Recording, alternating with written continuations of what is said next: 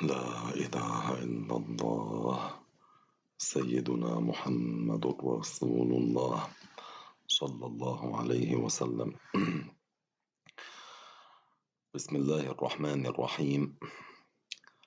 الحمد لله رب العالمين، وصلى الله وسلم على سيدنا محمد وعلى آله وأصحابه الطيبين الطاهرين. اللهم لا سهل إلا ما جعلته سهلا، وأنت تجعل الحزن إن شئت سهلا. يقول رسول الله صلى الله عليه وسلم: إنما الأعمال بالنيات. اللهم ارزقنا الإخلاص في النية والقول والعمل. We praise Allah, we thank Him, we ask Him for forgiveness, for mercy and for guidance, and to raise the rank of our dearest Prophet and Master and Leader Muhammad sallallahu alayhi wasallam, and to protect his nation from what he alayhi salatu wasalam feared for it. Welcome to the slide number 5. Inshallah ta'ala, we continue like this throughout Ramadan. A 15-minute lesson, 18 minutes sometimes. Inshallah, we'll see how we go.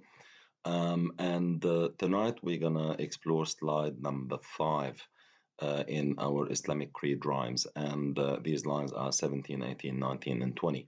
And we're gonna get into it quickly, inshallah. And I hope that you're enjoying these slides, and we would like to see, as I say always, shares. The shares is what will work. And here's an idea for you. Why I used OBS, which is the program that I use, is even if people don't want to watch, the moment it scrolls, because you've done the sharing, and they can see it, they're going to read these 4 lines, and these 4 lines will get them thinking. And these lines, if they just read them, instead of just seeing our face and there are no words there, they see them, at least this will, hopefully sink in, and it can be a start. It can ignite a spark of wanting to learn more. And they've read the lines, so the moment they see this, even if they didn't press play, they're going to read: God created earth and skies, man, trees, the moon, the sun, all bodies of limits in size, all in need of God the One. So this is slide number 5, and tonight we're going to go through this slide, inshallah ta'ala, and explain it. And do me a favor, try it with the little ones, and reward them and incentivize them for memorizing it. And imagine having a child who already knows all these 5 slides and they can repeat them. This is what we used to do in our homelands with the little ones. We would grab some of the rhymes and we would sit them down and make them memorize them. And it is fantastic for their strength of their faith and iman and belief when they grow up. So these lines are 17 to 20. We're going to read them again. God created earth and skies, man, trees, the moon, the sun, all bodies of limits in size, all in need of God the One. Allah Ta'ala said in the Quran, إِنَّ فِي خَلْقِ السَّمَاوَاتِ وَالْأَرْضِ وَاخْتِلَافِ اللَّيْلِ وَالنَّهَارِ لَآيَاتٍ لِأُولِي الْأَلْبَابِ. This ayah in the Quran from Surah Al-Baqarah tells us that Allah Subhanahu wa Ta'ala is the one who created the earths and the skies. And it's not just about a word. We say the heavens and we say the earth. Think, when we say about the earth, think how big, think how large, think how diverse. Think about its night, its day.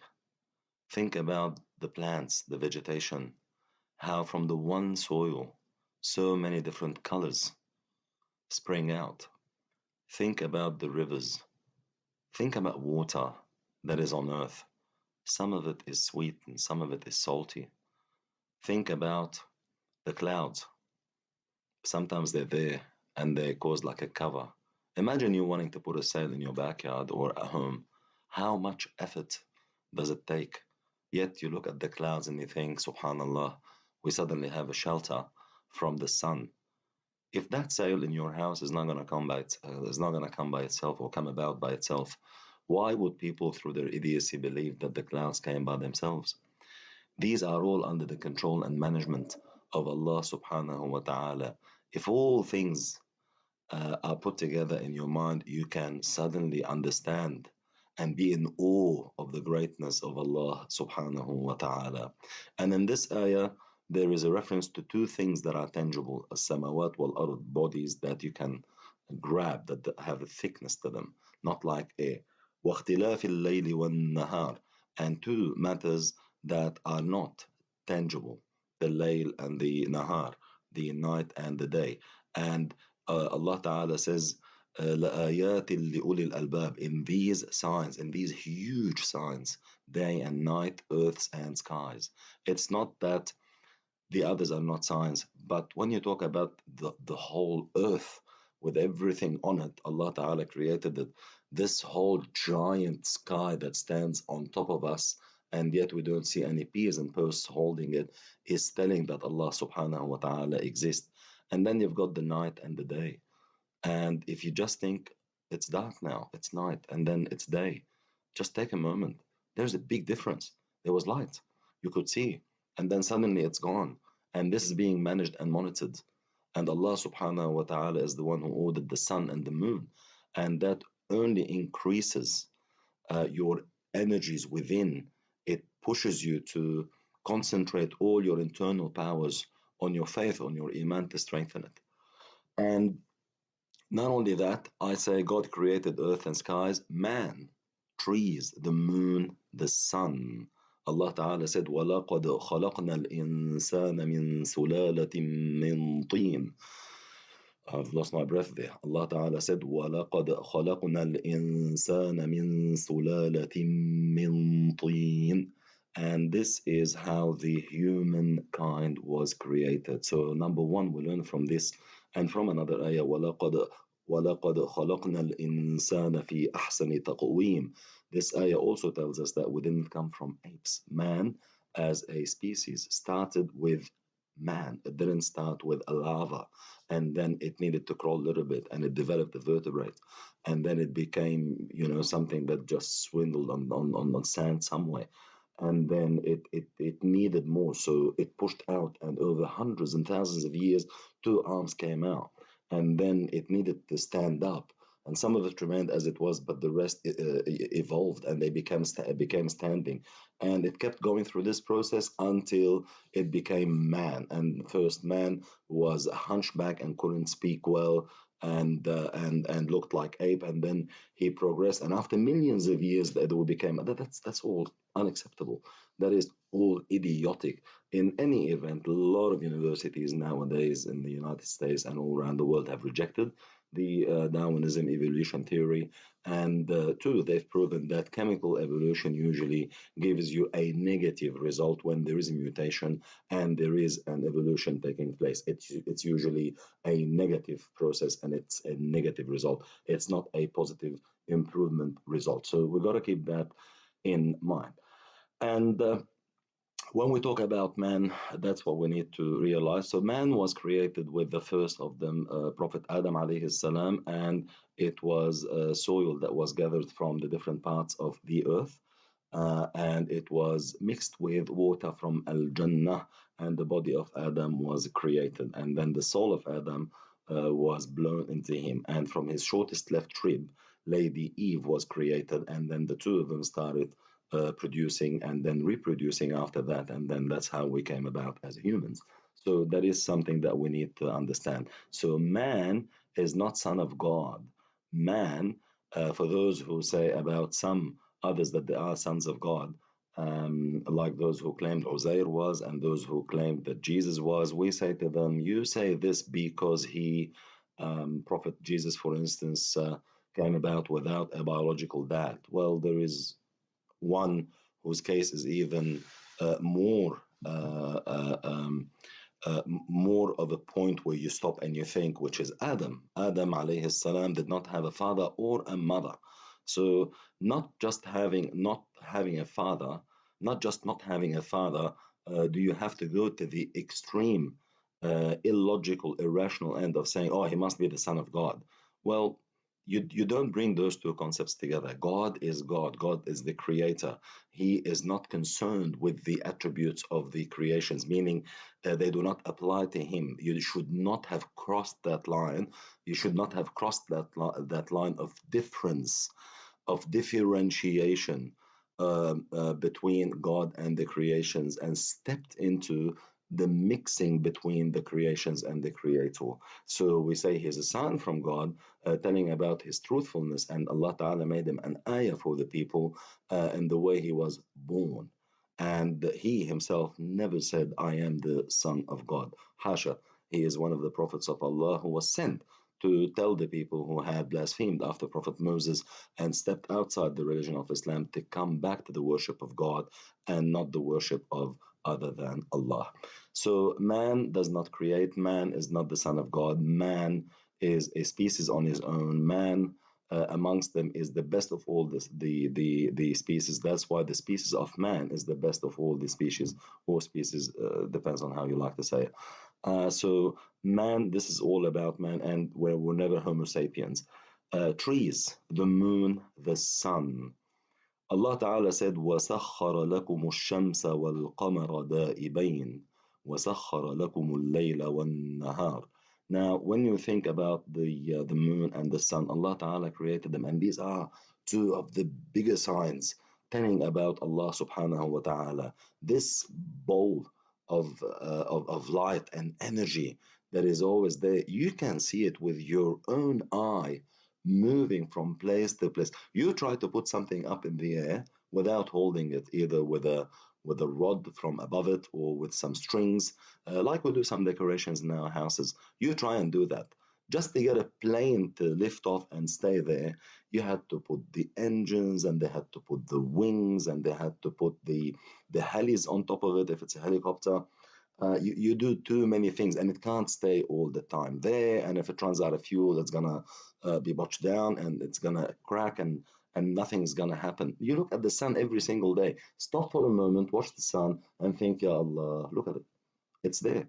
It's like, your phone that you grab in your hand, the laptop you work on, the car that you drive in. That's another object there, standing. You can look at it, you can see it, and mind tells you by way of sighting, which is the strongest evidence, then you're seeing something, you cannot belie your own eye, that this body is not connected with anything, yet it's floating in on a vector in an orbit. It's always exact. If it comes closer to Earth by 2 kilometers, would all burn.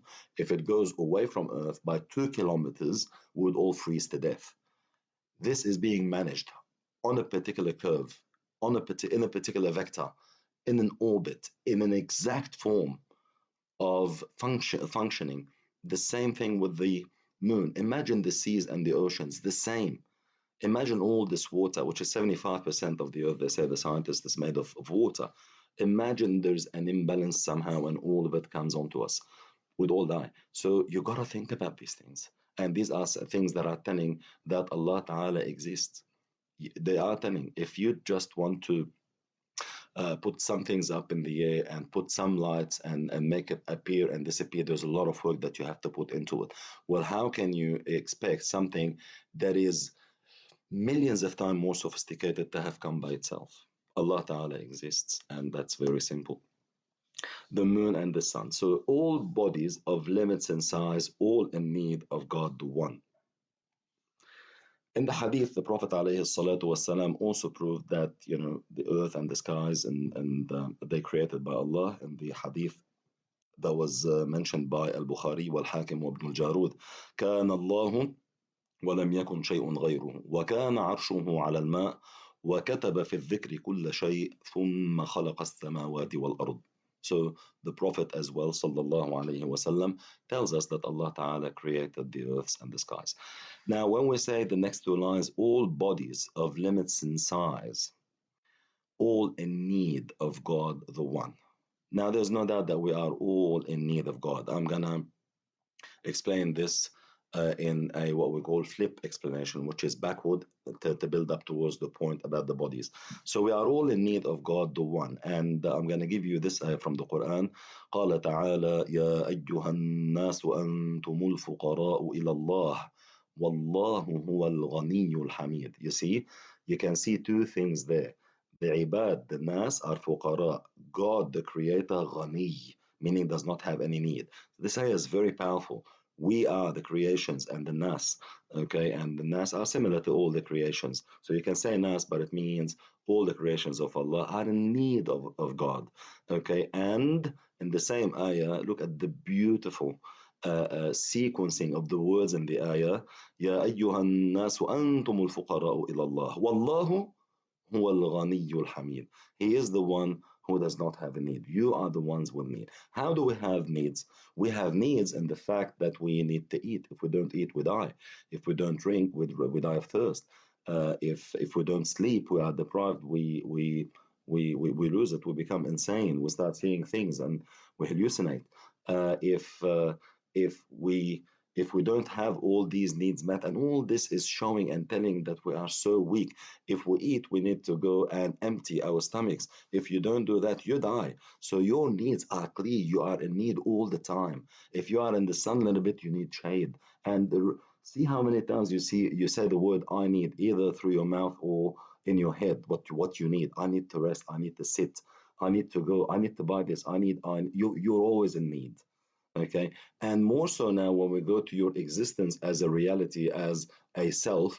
Okay, you have a body and a structure, and you also were in need of the one who brought you from a state of non-existence into a state of existence. And for you to be on the size that Allah Ta'ala gave you, which is driving to the point that we are all bodies, you were in need of the one that favored you with the exact same size you've got. Why? Because all the sizes, in principle, when applied to you, there are possibilities. And there is one which is not favored over all the others from the point of view of it being similar to all the others, but you've got. So you must have had the one who favored you with that. In other words, just to simplify it, you could have been 2 meters and 20 centimeters tall. You could have been a meter and 50 centimeters tall. I'm just talking high because it's very easy to understand. You could have had black eyes, blue eyes, brown eyes, green eyes, hazel eyes, or whatever. These are all possibilities. From the point of view that they are eyes and colors, any one of these colors is a possibility. Now, what is the probability of each one to your eye? They are at the same distance. Okay, so, but you got one. This means that it was favored. It was favored by a favorer. The favorer is the creator, Allah. He favored you with this one over the others because since all of them are at equal distance in probability from your eye, as in color, why would one be it and not all the others? Because Allah Ta'ala specified you with the color of your eyes and the size of your body and for how long you live and what your skills will be and your rizq, and you are in need of all of these things, and you are in need of God to have given you all these things. And this is telling that you are in need. And as a body, as a mass, this body of yours, had you not been put together, you would not be. So, for even your body to exist, it's in need of the one who composed it, who made it, who created it, and it is Allah. And the body's definition is that which has been composed from two smallest parts in accordance to the Sharia, we call them Jawhar, and more. So, two or more, they become a body, a jism. So, and the jism is that which occupies empty space. There are many definitions, but we'll stick to these two. So, and there's also that which has height, width, and breadth. We call it a body. That which occupies empty spaces. That's the second definition, and that which is composed from two smallest parts or more. All these are definitions of a body. So we are all made of these parts for us to become bodies. Having this particular body over other bodies is because Allah Ta'ala favored you with all these different characteristics in every item under your body, from skin color to eye color to hair, to weight, to height, the density of bones, the size of hearts, feet, tall, short. They just don't come by chance. And you look at the whole world and you see billions with different specs. Why are you with this spec when any one of these billions around you could have been yours? It means that there was a selection process, and the one who selected these for you and will them for you is Allah subhanahu wa ta'ala to prove that you are weak, that you are in need. This is telling you this. This is telling you that you needed the one to have put you together to come out like this, because there's no chance it would have happened by itself, since they are all, in terms of their probability, away from it in distance, in their different levels and in different variety under each, whether it's color of the eyes, height, width, mass, intelligence, nose, ears, skin, everything you've got.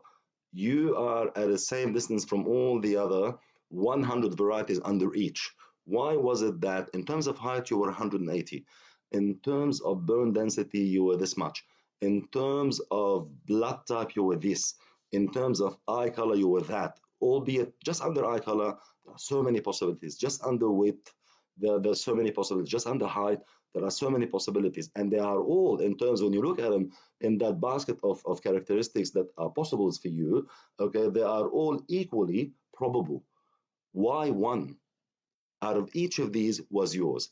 It tells you that you had them not by chance. It must have been selected. Chance couldn't have been the case, because one is selected over all the others. So the push for the one, for it to happen to you, is by the will of Allah. Allah created it, and this tells you that all bodies are in need. This is a clear evidence that bodies have needs.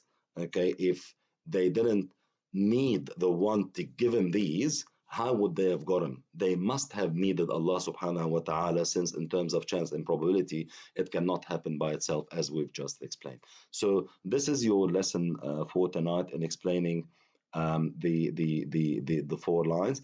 God created earth and skies, man, trees, the moon, the sun, all bodies of limits in size, all in need of God, the one. So now I'm going to take you, because I know you like this part, which is to read all 5 slides for you together. So just give me a second to adjust my screen, and I will take you to the 5 of them, inshallah, where you can actually see it. I'll adjust as well my screen there and make it the same size of the others. I'm getting used to the system now. It's quite easy to use, and I hope that you like what you see there. And please do me a favor and learn these 5 slides. Remember, we have many more slides to go. We've got 24 slides, so we're up on 5, and we have still 19 other slides to go. So I'm going to read them once before we finish our lesson tonight. The Islamic creed. Now imagine your son or yourself or someone you're teaching can actually recite them like this. How much safer you would feel for them knowing that they've got the creed in terms of very simple rhymes memorized, and this can only work as a shield, as a strong safety net that will always protect them from any, whirlwinds of thoughts that may attack them by the devils or whoever's trying to sway them away from the right path. So let's read them.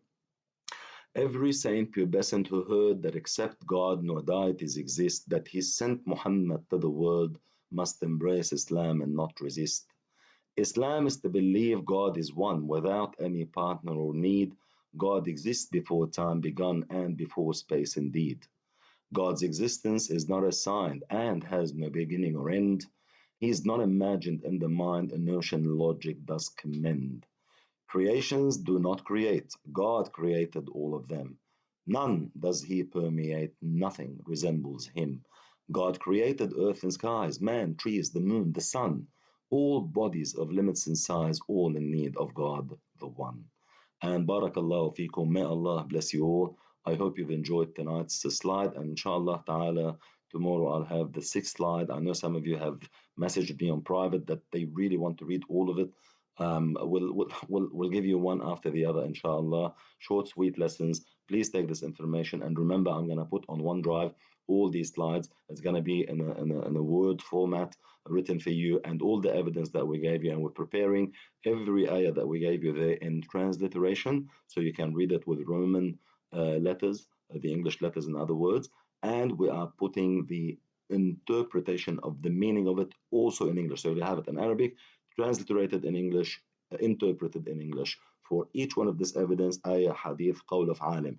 Why I'm doing this, lillahi ta'ala, inshallah, and so that you can build your arsenal of evidence when you are teaching, and you can use these. Lillahi ta'ala, I will earn reward if I have the right intention. You will earn reward if you've got the right intention. Barakallahu fikum. I've taken a lot more tonight than what I expected. Thank you very much, and I hope you've enjoyed the lesson. One thing, this little finger, just press on the share and understand the value of your sharing. I don't have access to everyone around the world. You should see the people who are spreading ignorance and walayadu billah, knowledge they claim to be Islam in the thousands. We are just very infantile in the few. We're in the tens and sometimes we reach 100 share. We think, whoa, we've got a lot. There are a lot of people out there that need you. So don't do that and not share. Just share. Barakallahu fikum. Assalamu alaikum. May Allah protect you. I will see you tomorrow, inshallah.